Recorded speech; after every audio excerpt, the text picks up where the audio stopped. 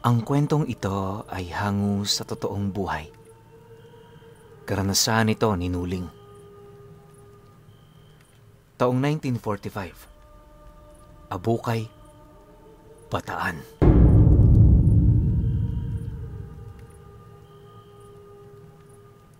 Unang pasok ng taon, patuloy pa rin ang pagsiklab ng digmaan sa Bataan. Ang mga sundalong Amerikano at mga Pilipino nagtutulong-tulong para mabawi ang mga kadugo nilang bilanggo ng digmaan. Isa si Kanuling sa namumuno ng isang gerilya na nagtatago sa kabundukan. Taliwas sa ibang pangkat, hindi sila nakikianib sa mga sundalong dayuhan. Ang nais nilang mangyari, gumawa ng sarili nilang plano at mapagtagumpayan ito. Ayon kay Kanuling na, kapag nakakadakip sila noon ng Hapon, matinding pahirap ang dinaranas nito sa kanila bago nila yon paslangin. Isa kasi ito sa kanilang pamamaraan upang makita ang kanilang galit laban sa mga ito. Kung hindi nyo kasi na itatanong pinuno, ang asawa at 2 anak na babae ni Kanuling ginamit ng mga Hapon tapos isinabit sa isang malaking puno para ipakita sa kanilang mga kababaryo. Napakasakit nun para sa kanya. Kaya nung nalaman niya ito, agad niyang tinawag ang mga kaangkan nilang tahimik na naninirahan sa lugar ng Kapas. Taliwas sa mga pangkaraniwang Pilipino, wala silang takot laban sa mga Hapon. Noon pa man, hindi ito naging banta sa kanila, ngunit dahil sa pagtawag ni Kanuling, napilitan silang pumasok sa digmaang hindi naman nila kinabibilangan. Marami man ang tumutol sa nais niyang mangyari. Karamihan sa mga ito'y napilitang sumunod sa kanyang ulat na ipinadala. Ang mga tumanggi sa kanyang pagtawag, muli niyang pinadalahan ng liham, kalakip ang mga kasulatang naghahayag ng maaaring sapitin ng mga ito sa oras na hindi sila makiisa. Dahil sa walang kayang bumali sa kautusan ni Kanuling, hindi naglaon ay nakalikha siya ng grupo na kinakatakutan ng maraming sundalong Hapon.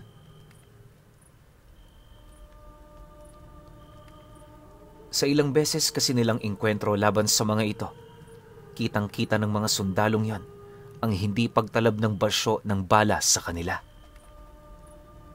Ilang beses na ring tinamaan ng pasabog ng tangke itong si Kanuling, pero parang pusa yung may siyam na buhay. Dahil sa inatalang tagumpay ng kanilang grupo, isa ang pangkat nila sa pinagtuunan ng pansin ng kanilang mga kalaban. Sa kagustuhan niya noong hindi madamay ang kanyang pamilya, gumawa sila ng kuta sa bundok ng Natib at Mariveles. Nasa tuktok yon ang mga bundok at kapag gabi, pabalik-balik nilang pinupuntahan ang kanilang mga kuta. Maliit lang ang bilang ng pangkat nila. Nasa humigit 20 katao lang, pero ang bilang na yan hindi dapat maliitin. Lingid kasi sa kaalaman ng kalaban nila Kanuling, hindi sila mga pangkaraniwang tao. Ang pinagmula ng angkan nila, nahahanay sa mga gabunang maranhig. Kaluluwa ang pagkain ng kanilang mga katawan upang mapanatili ang kanilang kabataan at kalakasan. Isa rin ang kanilang lahi sa kinakatakutan ng mga albularyong nakakakilala sa kanila. Pero sa kabila nito, isa naman sila sa lahi ng mga aswang na marunong tumingin ng hustisya at may makataong pag-iisip. Bukod kasi sa hindi sila pumapatay ng mga pangkaraniwang tao para kainin, tumutulong din sila sa mga ito para maipagtanggol ang mga naaapi at naaargabyado. Sa ganoong paraan, nakilala at ginalang ang kanilang angkan. Kilala din sa hanay ng mga albularyo ang lahi nila bilang mga Angiban. Magmula nga noong nabalitaan ng mga ito ang kanilang desisyong makiisa sa mga nangyayaring kaguluhan, nabuhayan ng loob ang mga albularyo. Para maprotektahan ang angka ni Kanuling, sa abot ng kanilang makakaya, pinili nilang isikreto ito. May mga kasamahan din silang nakianib sa grupong yon, na siya namang nagbibigay detalye sa mga lugar na kanilang pupuntahan. Kung iisipin, hindi na yon kailangan ni Kanuling. Pero taus-puso niya pa rin yung tinatanggap dahil sa naaantig siya sa dedikasyon ng mga itong tumulong. 2 linggo bago sumapit ang huling linggo ng buwan ng Enero, halos hindi na mabilang ang mga ulat na kanyang naririnig ukol sa mga nangyayaring engkwentro sa lugar ng Kabanatuan at Maribeles. May nasagap din siyang balita ukol sa pagpasok ng mga sundalong Amerikano, kasama ang iilang grupo ng mga gerilyang nakakakilala rin sa kanila. Dahil sa presensya ng mga ito sa lugar, napilitan ang grupo ni Kanuling na kumilos. Nataon kasi noong wala silang ibang ginagawa sa kabundukan, kaya para maging kapanapanabik ang kanilang mga buhay, nagdesisyon silang makiisa sa mga ito sa pagkitil ng buhay ng kanilang mga kalaban. Kahit hindi sila nasa iisang hanay, patuloy pa ring itinuturing ni Kanuling na kaibigan niya ang mga panauhing yon. Isang hapon, habang nagsasagawa ng plano ang kanilang grupo, bumaba siya ng bundok kasama ang kapatid niyang nagsisilbi niyang kanang kamay. Juan ang pangalan nito at halos 2 taon lang ang pagitan ng kanilang mga edad. Kaya niya yun napili bilang kanang kamay ay dahil sa pagiging tapat nito sa kanya. Bilang pinuno ng lahi ng mga Angiban, subok na niya ang katapatan ni Juan. Napatunayan niya ito noong mga panahong may mga kadugo silang nagtangkang umagaw sa kanyang trono. Katapusan na sana noon ni Kanuling, pero dahil sa tulong ng kanyang kapatid, nakaligtas siya. Magmula noon, iginawad niya rito ang kanyang buong pagtitiwala at respeto. Sa kasagsagan ng kanilang paglalakad, marami naman silang napansing mga taong abalang-abala sa pagtitinda. Bukod kasi sa may oras lang ang pagtitinda sa lugar na yon, mangilan-ngilang tao lang din ang nakakabili dahil sa kawalan ng salapi. Kontrolado kasi ng mga Hapon ang iilang mga karatig baryong malapit lang dito, kaya yung mga taong naninirahan sa lugar na yon, walang ibang magawa kundi ang sumunod.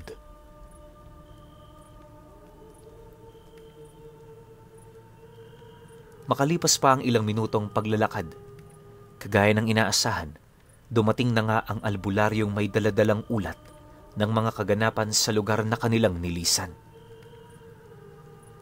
Pagharap naman ito sa kanila, agad naman sila nitong inabutan ng mensahe habang sinisenyasan na tahimik na sumunod dito. Kahit walang kaide-ideya si Kanuling sa gagawin ng albularyo, kampante naman silang sumunod.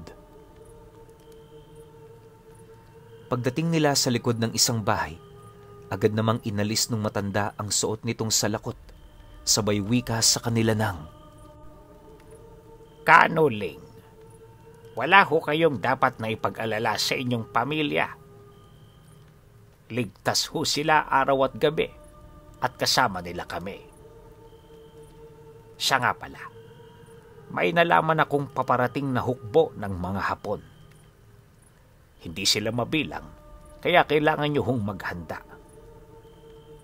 Kami, Kanuling, anumang oras basta personal nyo kaming tinawag, darating at darating kami. Nakahanda na rin kami. Hudyat nyo na lang ang aming hinihintay. Nang marinig naman ni Kanuling ang sinabi nito, tumangulang naman ito habang sumasagot ng, Hindi na yan kailangan. Manatili lang kayo sa baryo at gawin niyong nararapat. Kami naman dito, maghihintay lang. Huwag kang mag-alala. Iaalarma ko ito sa aking grupo.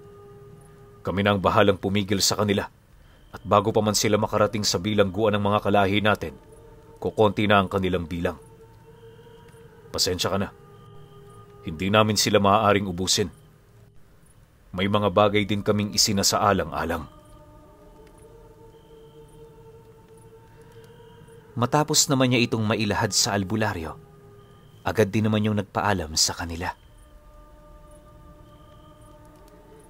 Dahil dito, tahimik naman nilang binagtas ang daan sa sentro para magmasid sa kanilang mga kalaban. Sa mga oras na yon, napansin naman nilang hindi karamihan ang mga Hapon sa lugar, kaya pinili nilang maging mahinahon sa kanilang mga ginagawa.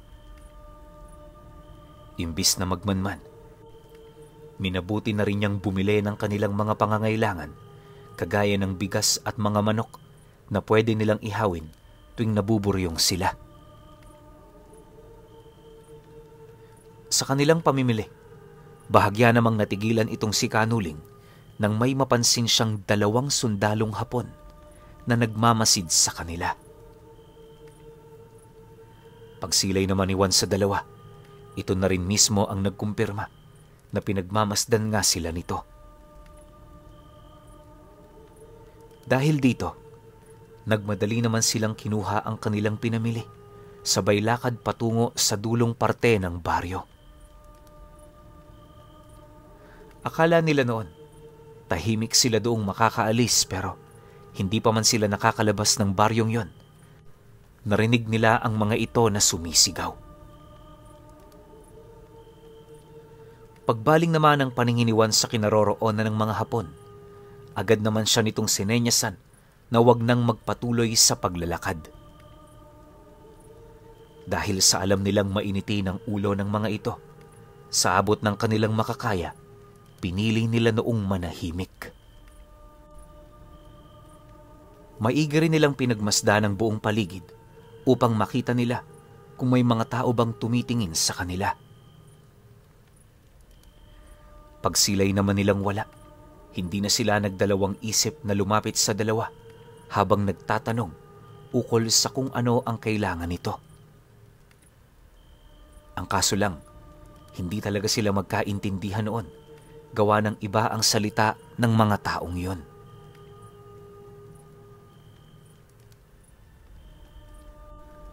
Makalipas pa ang ilang minutong pagpapalitan ng salita, bahagya namang napatigil sa paglalakad itong si Juan nang masipat niyang kumasana ng mga baril ang mga ito. Pagbaling naman ng kanyang paningin sa kinaroroonan ni Kanuling, nasipat naman niya itong nakangiti habang kampanting nagwiwika sa kanya ng, Hayaan mo na. Kung yan talaga ang gusto nila, wala na tayong magagawa. Pagbigyan natin sila, Juan, sa gusto nilang mangyari. Kasabay ng pagwika ni Kanuling ay ang pagpula naman ng kanyang mga mata. Halos lumuha na rin siya noon ng dugo na siya namang labis na ikinagulat ng kanyang kapatid. Sa kanilang uri kasi, bibihira lang ang mga lumuluha ng dugo. Maituturing yung paggising ng 2 nilang anyo na kinikilala namang banal ng lahat ng mga kalahi nila. Kalimitan kasing nagkakaroon ng ganoong abilidad ay yung mga uri ng angiban na may pagnanais ng katanyagan para sa kanilang angkan. Dahil sa ganoong pagmamalabis, nagagawa nilang magising ang 2 wangis ng kanilang mga sarili. Tinuturing din yon bilang isang perpektong anyo kung saan walang sinumang angiban na mas mababa ang antas ang may kapasidad na makatalo rito. Pagsilay naman ni Kanuling sa gulat na pagmumukha ng kapatid niya. Napangiti lang naman ito habang nagwiwika dito nang, Kaya ang sabi ko sa'yo, wala kang dapat na ipangamba. Matapos naman niyang mailahad ang mga katagang yon, bigla namang umalingaw-ngaw sa paligid ang putok ng baril, dahilan para maantala ang pagpapalitan ng mga kopra ng mga taong nasa sentro ng baryo. Pagtama naman ng balang yon sa katawan ni Kanuling, tumalbog lang ito na siyang naging sanhi upang mapabaling sa pangyayaring yon ang atensyon ng dalawang Hapon. Sa sobrang bilis ng mga pangyayari, hindi na nito napansin pa ang paglapit niya. Walang sabi-sabi. Agad naman niyang sinapak ang isa sa mga ito na siya namang naging hudyat para kay Juan upang saksakin din ang isa pa nitong kasama. Matapos ang mga pangyayaring yon, mabilis naman nila itong kinaladkad patungong bundok hanggang sa wala nang makakita sa kanila. Ilang minuto pa ang lumipas nang medyo malayo na sila sa baryo. Nagdesisyon silang itali na muna ang mga ito sa malaking puno na nasa gilid lang ng daan. Bukod kasi sa naghihingalo na yung isa sa mga ito, kinakailangan na rin nilang patayin ang kasama nitong sinapak ni Kanuling upang magawa na nilang makain ang kaluluwa ng kanilang mga bihag. Ayon sa kanya, pagbigay niya noon ng utos sa kapatid niya para itong isang demonyong walang habas na pinagtatataga yung Hapong bumaril sa kanila. Sa loob ng ilang segundo, agad namang kumalas ang ulo nito, dahilan para mawalan yon ng buhay. Matapos naman itong masaksihan ng nag-aagaw buhay na Hapon, bakas sa pagmumukha nito ang matinding takot at pagkasindak sa kanila. Nang mapansin naman yun ni Juan, dahan-dahan naman niya itong nilapitan, sa pilitang itinataas ang ulo nitong lupaypay na, habang pabulong doong nagwiwika ng, Ano? Natatakot ka? Kanina ang tapang-tapang nyo. Tapos ngayon, mas sobra pa kayo sa pulubing humihingi ng tulong.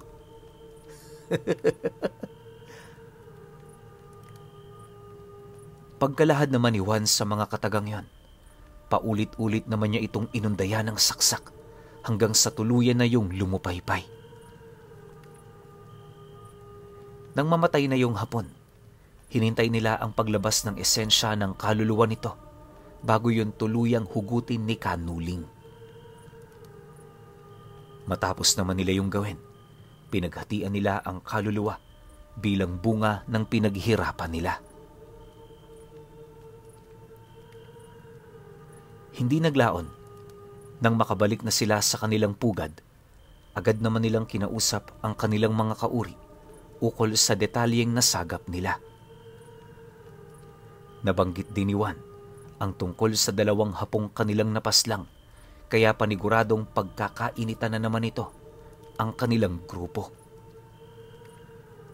Gayunpaman, hindi ito nagdulot ng malaking banta sa kanila. Sa halip, ipinagpatuloy nila ang kanilang plano para salubungin ang ilang libo ng mga dayuhang Hapon.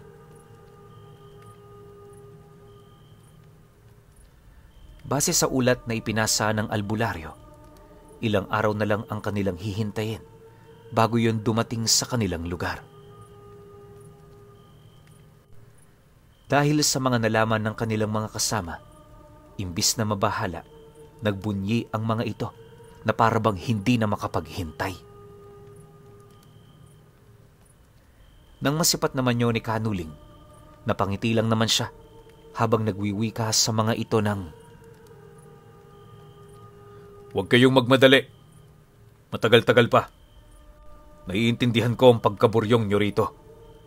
Kaya sa oras ng pagsalakay, patayin at lamunin ninyo ang lahat ng makikita ninyo. Kayo na ang bahala. Basta ang gusto kong mangyari, walang madadamay na inosente. Siguro naman, nagkakaintindihan tayo ukol sa bagay na yan. Nang marinig naman yon ng kanyang mga kasama, tumangulang naman ang mga ito habang nagsasawalang imik.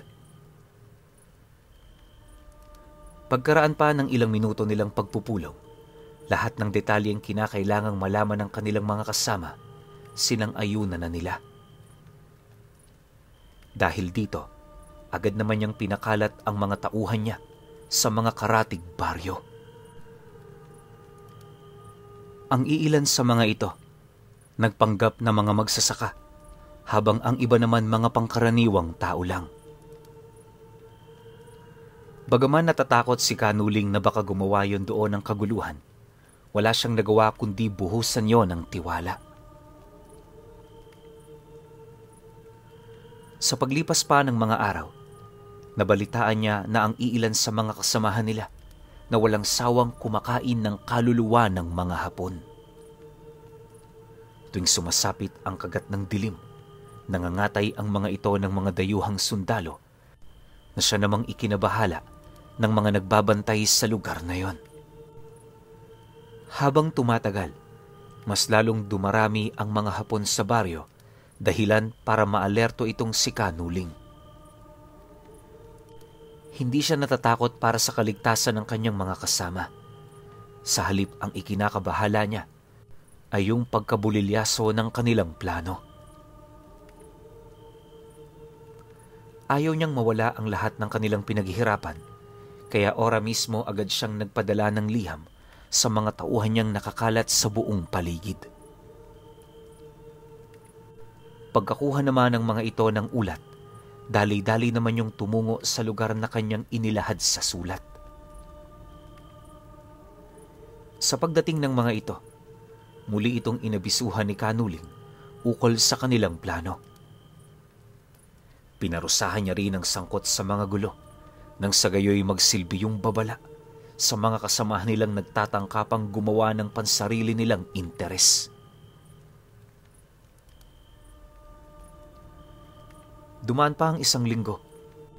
May napadpad sa pugad nila sa bundok ng Mariveles na mga gerilya. Humihingi yun ng tulong sa pangkat nila, kaya na may minabuti yung pahintayin ni Kanuling. Sa pagsapit ng gabi noong mismong araw na yon, agad naman silang dumating ng kanyang kapatid sa kanilang pugad sa bundok. Segundo lang ang ginawang paglakbay nila galing baryo patungo sa lugar na yon dahil sa lapad at bilis ng pagkumpas ng kanilang mga pakpak. Bago pa man sila lumapag sa lupa, mabilis naman silang nagpalit anyo. Pagharap naman niya sa pinuno ng gerilyang yon, bakas sa kanyang mukha ang saya, dulot sa pagbisita ng mga ito. Pagtitigan naman nilang dalawa, agad naman yung kinamaya ni Kanuling habang mahinahong nagwiwika rito ng, "Ang alam ko, nakisa kayo sa mga Amerikano. Wala pa ba sila rito? Ilang taon na silang hinihintay ng mga sundalong nakakulong sa lugar na ito. Kung gusto nyo silang mailigtas, kumilos kayo ng naaayon sa oras. Araw na lang ang pagitan bago maging huli ang lahat. Kung pumunta ka para humingi ng tulong, pasensya ka na. Iba ang plano namin.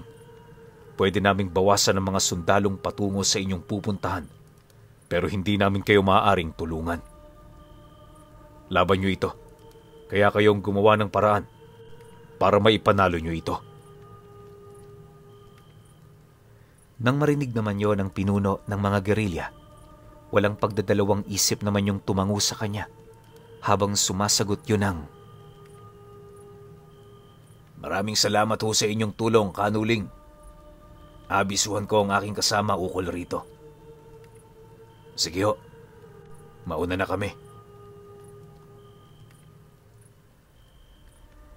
Dahil sa sinabi nito, mariin naman niya itong inabisuhan na manatili na muna. Ayon sa kanya, hindi nito kinakailangang magmadali, lalo na't marami silang pag-uusapan. Nabanggit niya rin dito, mababa lang ang bundok, kaya ilang minuto lang ang kinakailangan nilang baybayin para makababa.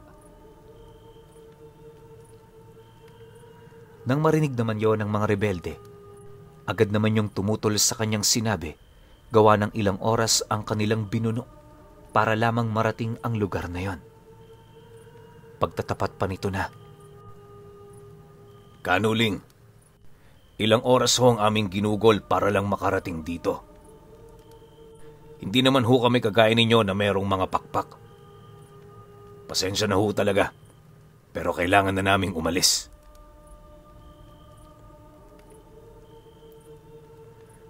Pagkalahad naman ito ng mga katagang yon, napangiti na lamang si Kanuling habang inuutusan ang iilan sa kanyang mga kasama na magpalit anyo. Sa isang iglap, agad naman yung binalot ng anino sa katawan hanggang sa magkaroon yon ng pakpak na halos parang kaisa na ng kadiliman. Naging kulay pula na rin ang kanilang mga balat. Pero sa oras na nasisinagan ito ng liwanag ng buwan, kaya nila yung paitimin upang maikubli ang kanilang mga wangis. Matapos namang magpakitang gilas ng kanyang mga kasama, agad naman itong ibinaba ang kanilang mga malalapad na pakpak para dalhin ang mga gerilyang bumisita sa kanila. Pagsilay naman ng mga taong yon sa ginawa ng mga ito, napilitan naman yung doong sumakay sa kabila ng kawalan nila ng tiwala sa abilidad nito. Pagramdam naman ng mga tauhan niya na nakahanda na ang mga gerilyang yon, ngumiti lang naman itong si Kanuling habang nagwiwika sa pinuno ng, Bigyan mo ang mga yan ng 1 minuto para maibaba kayo rito. Sabi ko naman sa iyo, kaibigan, mababa lang ang bundok na ito. Nang marinig naman ito ang kanyang sinabi, wala naman yung nagawa kundi ang sumang-ayon. Matapos ang kanilang pag-uusap, agad namang lumipad ang kanyang mga kasama hanggang sa tuluyan na yung maglaho sa pugad nila. Sa paglipas pa ng mga araw, nagpatuloy ang kanilang pagmamanman hanggang sa hindi naglaon, doon na nga nila natunugan ang grupo ng mga Hapong nagmamarcha patungo sa mga lokasyong kinabibilangan ng mga seldang ginawa ng mga ito para sa bilanggo ng digmaan. Alam din ni Kanuling na papaslangin ng mga ito ang mga biktimang yon, kaya upang ito ay mapigilan, lakas loob nila itong tinambangan sa isang makipot na daan bago marating ang baryong palagi nilang pinagmamanmanan.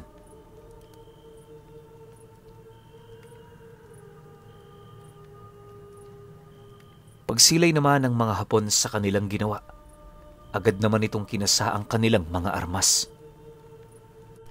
Paulit-ulit din sila nitong sinigawan na ibaba ang mga gamit nila, pero hindi nila ito pinakinggan.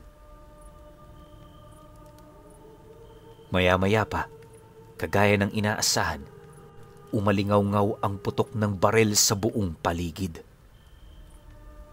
Pagsilay naman ng mga kasama niya sa rumaragasang mga bala, walang pagdadalawang isip nila yung sinalubong na parabang inaasahan na nilang hindi sila nito tatablan.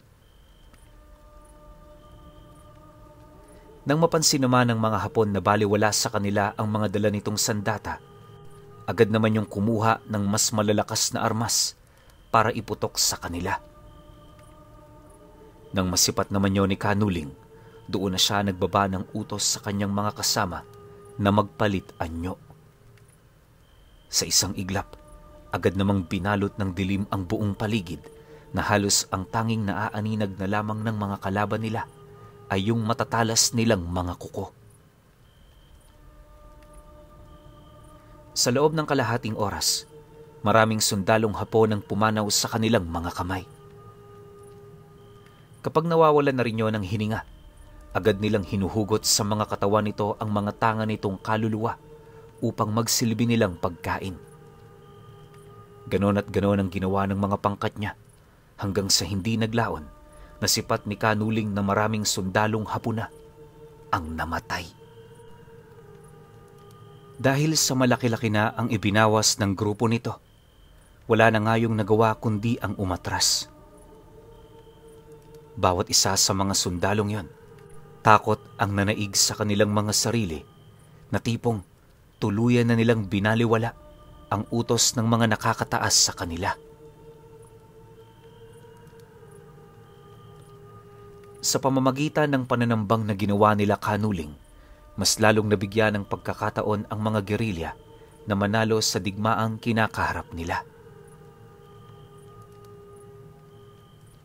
Upang mas matulungan pa ang mga ito, ginamit nila ang mga katawan ng namatay na sundalo para maging panlinlang laban sa mga dayuhang nakaantabay sa mga karatig sityo. Matapos naman yung gawin ng kanilang grupo, muli silang bumalik sa kanilang lugar para magpahinga. Ang mga kaluluwang hindi nila nakain noon, isinilid nila sa isang garapon para iimbak sa kanilang mga koleksyon. Ganon at ganon ang kanilang ginawa hanggang sa tuluyan ng manghina ang puwersa ng kanilang mga kalaban. Ilang buwan pa ang lumipas, tuluyan na ngang nabawi ang mga bilanggong ilang taon nang naikulong sa base ng mga Hapon na ginawang selda. Nang malaman naman nila kanuling ang balitang yon, hindi na sila nagdalawang isip na buwagin ang kanilang samahan. Dahil sa ginawa niya, lahat ng angibang naging kasama niya maliban sa kanyang kapatid, bumalik na sa mga lugar na pinagtitirhan nila. Si Kanuling naman, masayang nanirahan sa kanilang tahanan hanggang sa tuluyan na ngang nagwakas ang ikalawang pangdaigdigang digmaan. Magmula noon pinuno, naging payapa na ang kanilang lahi kasama ng mga albularyong naging kaibigan na nila sa paglipas ng panahon. Magpahanggang sa ngayon, kahit matagal nang wala itong si Kanuling, marami ang naniniwala na buhay pa rin siya. Ang mga katulad kasi nila pinuno, sinasabing nagtatanga ng mahabang buhay. Naging misteryoso man ang pagkawala ni Kanuling, alam ng nakararami ang tungkol sa pagiging isa niyang pinuno ng lahi ng Angiban.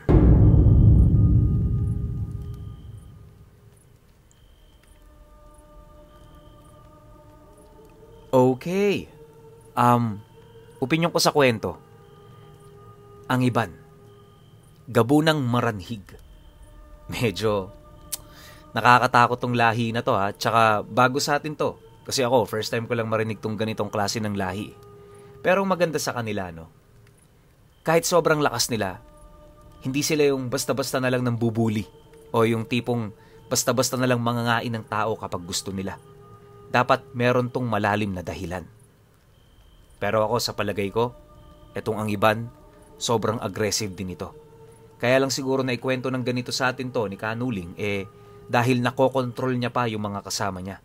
Siguro kung wala siya, yung mga normal na Angiban, malamang katay rin ng katay lang ng tao to. Pero dahil nandun si Kanuling, merong kumokontrol sa kanila. Diba? Yun lang yung nakita ko rito. Alam ko itong mga Angiban, para rin yung mga ordinaryong aswang na sabik sa laman. Kasi pakinggan nyo yung buong kwento ha. Nung nalaman nilang sobrang daming Hapon, iniisip nila sobrang dami nilang pagkain. Diba? Hayok na hayok sila sa pagkain ng laman. Well, hindi naman talaga purong laman, no? Kasi nga, kaluluwa yung binabanata nila. Pero syempre, nakakatakot pa rin. Kailangan nilang pumatay para makuha yung kaluluwa ng isang tao. Ganun gumagana yung pagkain nila eh. Diba? So, para sa akin, overall, napakaganda ng kwento na to. Another balik tanaw na naman sa mga tumulong sa atin nung panahon ng digmaan.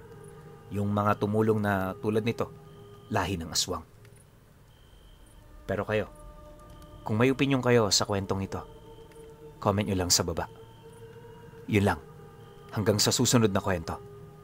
Salamat.